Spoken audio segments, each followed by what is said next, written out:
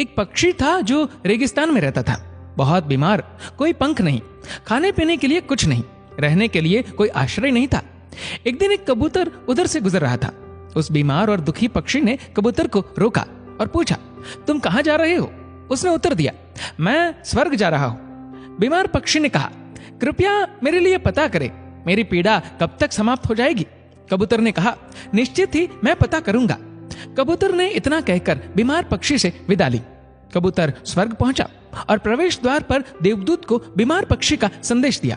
देवदूत ने कहा, पक्षी के जीवन में अगले 7 वर्ष तक इसी तरह कष्ट लिखा हुआ है। उसे ऐसे ही 7 वर्ष तक कष्ट भोगना पड़ेगा, तब तक उसके जीवन में कोई खुशी नहीं है।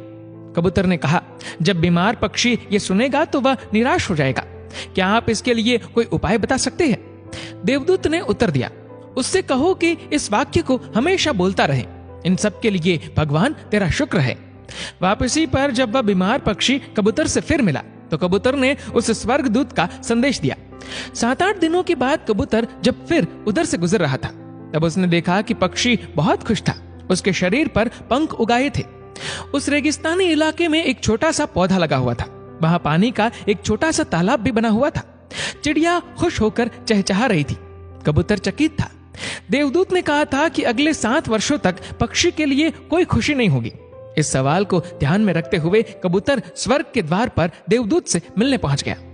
कबूतर ने देवदूत से अपने मन में उठते हुए सवालों का समाधान पूछा तो देवदूत ने उत्तर दिया, हाँ, ये सच है कि पक्षी की जिंदगी में 7 साल तक कोई खुशी नहीं लिखी थी, लेकिन क्योंकि पक्षी हर स्थिति में इन सब के लिए भगवान तेरा शुक्र है बोल रहा था और भगवान का शुक्र कर रहा था, इस कारण उसका जीवन बदल गया। जब पक्षी गर्म रेत पर गिर गया तो उसने कहा, इन सब के लिए भगवान तेरा शुक्र है। जब यह उड़ नहीं सकता था तो उसने कहा, इन सब के लिए भगवान तेरा शुक्र है।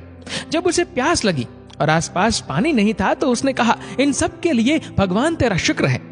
जो भी स्थिति हो, पक्षी दोहराता रहा, इन सब के लिए भगवान तेरा शुक्र है। और इसलिए 7 साल 7 दिनों